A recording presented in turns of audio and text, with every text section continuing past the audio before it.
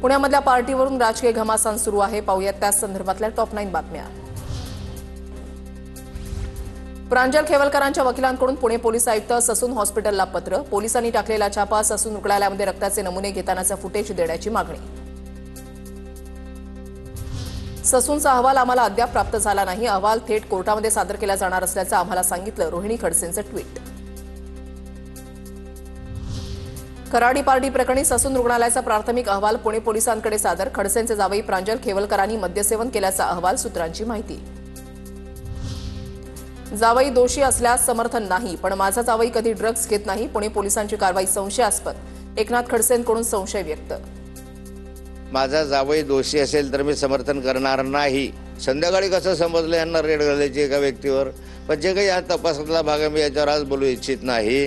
बल्कि याच्या संदर्भामध्ये मी पण पाठपुरावा करणार आहे की सत्य काय आहे ते जनतेसमोर आलं पाहिजे। पुण्यातल्या पार्टीशी खेवलकरांचा संबंध नाही, त्यांना त्या ठिकाणी बोलावलं गेलं होतं। खेवलकरांचा ट्रॅप केलाय हॅकर मनीष भंगाळेंचा खळबळजनक दावा।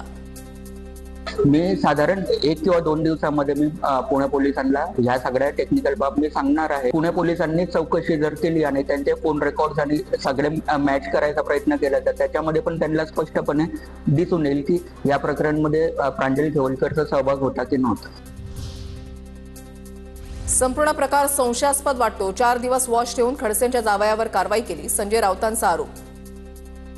हा संपूर्ण प्रकार मला संशयास्पद वाटतो। अजून रेव पार्टी संशयास्पद, तिथे एखादी पार्टी सुरू असेल, 4 दिवस वॉच ठेवून एका माणसावर, म्हणजे कोणावर तर खडसेंच्या जावयावर 4 दिवस वॉच होता।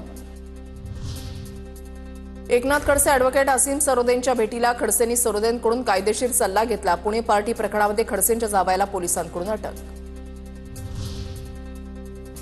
बारमधील लोक त्यांचे आहेत का? महाजनांना विचारावं लागेल। एकीकडे नशा आणि दुसरीकडे पैसे घेऊन सामान्यांना वाऱ्यावर सोडण्यात येत आहे, संजय राऊतांसह वडेट्टीवारांची टीका।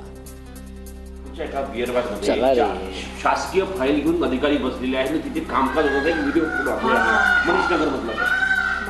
गिरीश महाजनला विचारावं लागेल हे त्यांचे लोक आहेत का? पुणे पार्टीमध्ये निखिल पोपटाणी, श्रीपाल यादव सराईत गुन्हेगार। पोपटाणीवर 2022 मध्ये आयटी कायद्यानुसार गुन्हा दाखल। श्रीपाल यादववर 3 पोलीस ठाण्यामध्ये गुन्हे दाखल।